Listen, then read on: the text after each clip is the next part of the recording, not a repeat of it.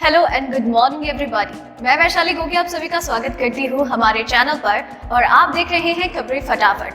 तो दोस्तों, आपकी सुबह की शुरुआत करते हैं दिन भर की ताजा तरीन गर्मा गर्म खबरों के साथ।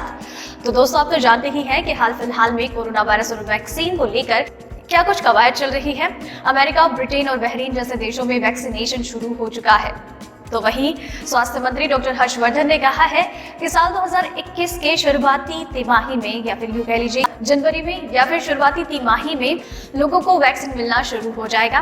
तो साथ ही में ट्रायल्स भी चल रहे हैं इंडिया में कई सारी वैक्सीन की, जिसके लिए लोगों के बीच में कई सारी उम्मीद है। इसके अलावा किसान आंदोलन भी अपने आगे काफी ज्यादा सीरियस हो गया है और इस पर सरकार का जो रुख है वो भी काफी ज्यादा अहमियत रखता है। देश की सुरक्षा और कई सारे नियमों के बदलाव, ऐसी और भी कई खबरें हैं जो हम आपको आगे वीडियो में बताएंगे। तो आप वीडियो के साथ एंड तक बने रहिएगा। तो चलिए खबरों की ओर बढ़ने से पहले एक नजर डालते हैं सुर्खियों की ओर। केंद्र सरकार ने दी चेतावनी, कहा स्थायी कर्मचारियों को अनुबंध पर नहीं बदल सकती कंपनियां। किसानों की भूख हड़ताल शुरू, केंद्र ने कहा अगले दौर की बातचीत के लिए तय करे तारीख। हर्षवर्धन बोले कोरोना का बुरा समय टल गया, अगले महीने से शुरू होगा टीकाकरण। हाथरस केस में मुख्यमंत्री को नहीं था यूपी पुलिस पर भरोसा, बोले योगी आदित्यनाथ के मंत्री। 1 जनवरी से बदल जाएंगे ये 10 नियम, देश में करोड़ों लोगों पर पड़ेगा असर। लगातार 14वें दिन राहत, गाड़ी की टंकी फुल कराने से पहले चेक कर ले 1 लीटर का भाव। बेहद कम दाम पर एसबीआई कर रहा है घर नीलाम, 31 दिसंबर तक खरीदे। सिर्फ 194 रुपए में मिलेगा एलपीजी सिलेंडर, पेटीएम लेकर आया नया ऑफर। जी हाँ दोस्तों, ऐसे और भी कई खबरें और अपडेट्स हैं जो कि हम आपको आगे इस वीडियो में बताएंगे। इसी के साथ ही इस वीडियो को बनाने में मुझे बहुत मेहनत लगती है और आप भी उतनी ही मेहनत और प्यार और सब्र के साथ इस वीडियो को एंड तक देखते हैं। ये काफ़ी मोटिवेटिव लगता है। इसी के साथ ही जब आप इसे लाइक करते हैं, शेयर करते हैं, तो इस मोटिवेशन के साथ हम लगातार बेहतरीन काम करते रहेंगे। आप अपना ये प्यार और सपोर्ट हमारे साथ यूं ही बरकरार रखिए। चलिए अब खबरों की ओर बढ़ते हैं। देश में कोरोना वायरस से संक्रमित मरीजों की संख्या कम होने लगी है। स्वास्थ्य मंत्रालय की ओर से जारी आंकड़ों के अनुसार पिछले 24 घंटे में कोविड-19 संक्रमण के 24,010 नए मामले सामने आए हैं, जबकि 355 लोगों की जान गई। नए केस सामने आने के बाद देश में अब तक कोरोना संक्रमित मरीजों की कुल संख्या 99,56,557 हो गई। देश में अब तक 94,89,740 लोग रिकवर हो चुके हैं, जबकि इस समय 3,22,366 एक्टिव केस हैं। चलिए बढ़ते हैं अगली खबर की ओर।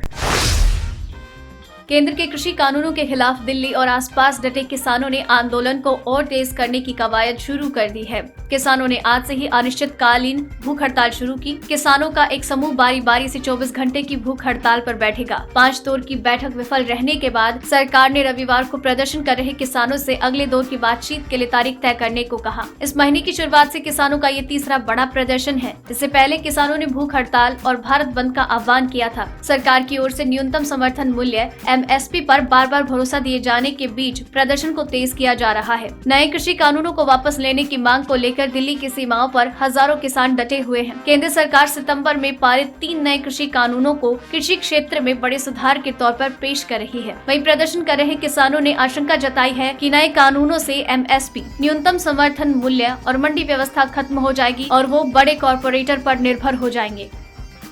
चलिए बढ़ते हैं अगली खबर की ओर।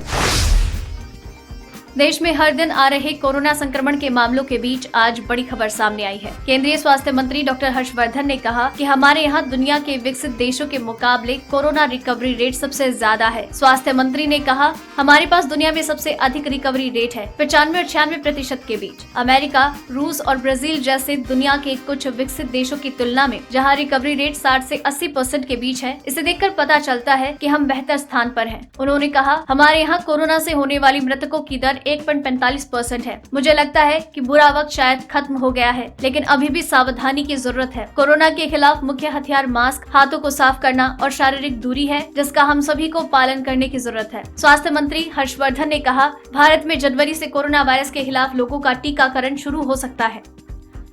चलिए बढ़ते हैं अगली खबर की ओर। प्रधानमंत्री नरेंद्र मोदी ने सोमवार को वीडियो कॉन्फ्रेंसिंग के जरिए 6वें भारत जापान संवाद सम्मेलन को संबोधित किया। अपने संबोधन की शुरुआत में पीएम ने कहा, मैं भारत जापान संवाद को निरंतर समर्थन देने के लिए जापान सरकार का धन्यवाद करना चाहूँगा। उन्होंने एक पारंपरिक बौद्ध साहित्य के पुस्तकालय और शास्त्रों के निर्माण का प्रस्ताव दिया। प्रधानमंत्री ने कहा, अगर ऐसा पुस्तकालय भारत में बनता है तो ये हमारे लिए खुशी की बात होगी। उन्होंने कहा कि अतीत में मानवता ने अक्सर सहयोग के बजाय टकराव का रास्ता अपनाया। संवाद था, लेकिन वो एक दूसरे को नीचे खींचने के लिए था। आइए अब साथ मिलकर उठते हैं। प्रधानमंत्री ने कहा, हमें अपनी नीतियों के मूल में मानवतावाद को रखना चाहिए। चलिए बढ़ते हैं अगली खबर की ओर। उत्तर प्रदेश के एक वरिष्ठ बीजेपी नेता ने इस बात के संकेत दिए कि हाथरस केस में उत्तर प्रदेश की पुलिस अपना काम करने में असफल रही। हाथरस जिले में 20 साल की एक महिला के कथित विभत्स गैंगरेप और मर्डर केस की जांच देख रहे सेंट्रल ब्यूरो ऑफ इन्वेस्टिगेशन ने पिछले हफ्ते केस की चार्जशीट फाइल की, जिसके बाद यूपी के मंत्री का ये बयान आया है। यूपी पुलिस ने पीड़िता का शव उसके गाँव में जाकर रात के अंधेरे में ही उसका दाह संस्कार कर दिया था, जिस घटना पर पूरे देश में आक्रोश फैल गया था। सरकार हमेशा से ही परिवार के साथ खड़ी रही। मुख्यमंत्री योगी आदित्यनाथ ने फैसला किया था कि ये केस सीबीआई को दे देना चाहिए। उनको ये भी भरोसा नहीं था कि यूपी पुलिस अपना काम अच्छे से करेगी। ऐसा नहीं है कि सारे पुलिस वाले अच्छे होते हैं, सारे पुलिस ऑफिसर दूध के धुले नहीं होते हैं। पहले दिन से योगी जी पीड़ित परिवार के साथ खड़े हैं। चलिए बढ़ते हैं अगली खबर की ओर।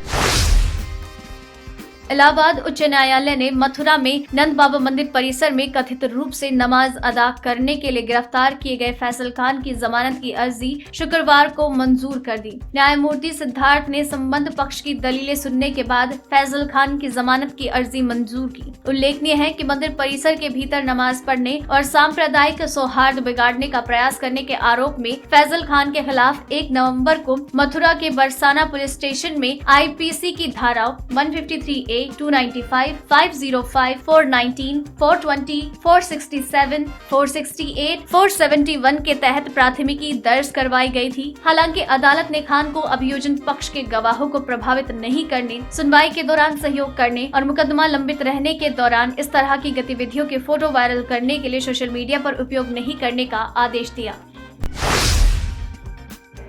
दोस्तों, खबरें अभी और भी बाकी हैं और अगर आप चाहते हैं कि आप तक खबरें लगातार पहुंचती रहे तो अभी चैनल को सब्सक्राइब कर लीजिए, बेल आइकन को दबा दीजिए। इसी के साथ ही चलिए दोस्तों अब अगली खबर की ओर बढ़ते हैं।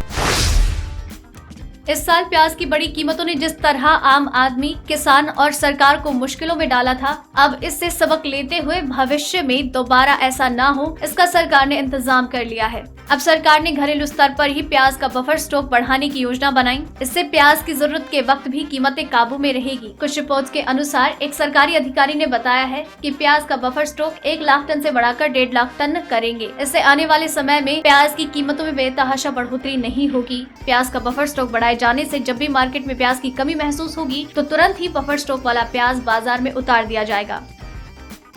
चलिए बढ़ते हैं अगली खबर की ओर। इंटरनेशनल मार्केट में कच्चे तेल की नरमी का असर आज भी पेट्रोल डीजल के भाव पर देखने को मिल रहा है। सरकारी तेल कंपनियों ने सोमवार को पेट्रोल डीजल के भाव में कोई बदलाव नहीं किया। आज लगातार 14वें दिन तेल की कीमत में कोई बदलाव नहीं हुआ। देश की राजधानी नई दिल्ली में 20 नवंबर से अब तक 15 किश्तों में पेट्रोल 2.65 रुपए महंगा हुआ, जबकि डीजल 3.41 रुपए प्रति लीटर महंगा हुआ। सुबह 6 बजे पेट्रोल और डीजल की कीमतों में बदलाव होता है। सुबह 6 बजे से ही नए रेट्स लागू हो जाती हैं। पेट्रोल डीजल की कीमत में एक्साइज ड्यूटी, डीलर कमीशन और अन्य चीजें जोड़ने के बाद इसका दाम 2 गुना हो जाता है। चलिए बढ़ते हैं अगली खबर की ओर। 1 जनवरी 2021 से कई नियम बदल जाएंगे, जिनका सीधा असर आम आदमी पर होगा। चेक पेमेंट से लेकर फास्टैग, यूपीआई पेमेंट सिस्टम और जीएसटी रिटर्न के नियमों में बदलाव होने जा रहा है। इसलिए 1 तारीख से पहले आप इन सभी बदलावों के बारे में जान लें, जिससे आपको नुकसान न उठाना पड़े। 1 जनवरी 2021 से चेक पेमेंट से जुड़े नियम बदल जाएंगे। सकारात्मक भुगतान व्यवस्था के तहत चेक के जरिए 50,000 रुपए या इससे ज्यादा पेमेंट्स पर कुछ जरूरी जानकारियों को दोबारा कंफर्म करना होगा। हालांकि अकाउंट अकाउंट होल्डर पर निर्भर करेगा कि वो इस सुविधा का लाभ उठाता है या नहीं। चेक जारी करने वाला व्यक्ति ये जानकारी SMS, mobile app, internet banking या ATM जैसे इलेक्ट्रॉनिक माध्यम से दे सकता है। 1 जनवरी 2021 से UPI के जरिए पेमेंट करना महंगा हो जाएगा। थर्ड पार्टी की ओर से चलाए जा रहे ऐप्स पर एक्स्ट्रा चार्ज लगाने का ऐलान किया गया है। National payment corporation of India NPCI ने ये निर्णय लिया है। आने वाली 1 तारीख के बाद कुछ एंड्रॉइड और iOS फोन पर WhatsApp काम करना बंद हो सकता है। कंपनी ने बताया है कि जो सॉफ्टवेयर पुराने हो चुके हैं उन पर WhatsApp काम करना बंद कर देगा। चलिए बढ़ते हैं अगली खबर की ओर। अब आप रसोई में इस्तेमाल होने वाला LPG गैस सिलेंडर 694 की जगह 194 रुपए में बुक करा सकते हैं। ऑनलाइन पेमेंट कंपनी पेटीएम ग्राहकों के लिए एक शानदार ऑफर लेकर आई है। कंपनी आपको गैस सिलेंडर बुक कराने पर 500 रुपए का कैशबैक दे रही है। आइए बताते हैं इसका फायदा उठाने का तरीका। पेटीएम दे रहा है कैशबैक का मौका। प्राप्त जानकारी के अनुसार पेटीएम से LPG बुक कराने पर आपको 500 रुपए का कैशबैक मिल सकता है। इसके लिए आपको पेटीएम ऐप डाउनलोड करना होगा। पहली बार गैस बुक कराने पर फायदा मिलेगा। बताते चले कि पेटीएम से पहली बार गैस सिलेंडर बुक कराने पर ही आपको 500 रुपए की कैशबैक का फायदा मिल सकता है। आपको गैस बुकिंग के लिए 694 रुपए का ही भुगतान करना होगा और फिर आपको 500 रुपए का कैशबैक पेटीएम खाते में वापस मिल जाएगा। चलिए बढ़ते हैं अगली खबर की ओर। अगर आप बाजार के भाव से बेहद कम कीमत पर मकान, दुकान या फिर इंडस्ट्रियल प्रॉपर्टी खरीदना चाहते हैं तो फिर देश का सबसे बड़ा बैंक SBI आपको मौका दे रहा है। आपके पास ये मौका 30 दिसंबर तक है। आप नीलामी प्रक्रिया में हिस्सा लेकर सस्ती कीमत पर प्रॉपर्टी खरीद सकते हैं। दरअसल SBI लोन ना चुकाने वाले लोगों की प्रॉपर्टी को नीलाम करने वाला है। इस नीलामी में आवासीय, कमर्शियल और इंडस्ट्रियल हर तरह की प्रॉपर्टी शामिल है। ये उन लोगों की प्रॉपर्टी है जो किसी कारणवश लोन नहीं चुका पाए, जिस पर बैंक का कब्जा है और अब बैंक ई नीलामी के जरिए ऐसी संपत्तियां बेच रहा है। एक तरह से ये प्रॉपर्टी बैंक के पास बंधक है और बैंक इसे बेचकर अपनी फंसी हुई रकम वापस निकाल रहा है। प्रॉपर्टी नीलामी की जानकारी बैंक ने ट्वीट करके दी है। ई ऑक्शन योजना के तहत नीलामी में हिस्सा लेने के लिए आप 30 दिसंबर तक रजिस्ट्रेशन करवा सकते हैं। तो दोस्तों, आज के इस वीडियो में बस इतना ही। खबरों का ये सिलसिला यही खत्म करते हैं, लेकिन खबरें आप तक लगातार आती रहेंगी। बस आपको चैनल को सब्सक्राइब कर लेना है। वीडियो पसंद आई तो इसे लाइक और शेयर करें और साथ ही में वीडियो को एंड तक देखा है तो खबरों के बारे में अपने विचार हमसे साझा करें और साथ ही में अपना नाम मेंशन जरूर करें। धन्यवाद।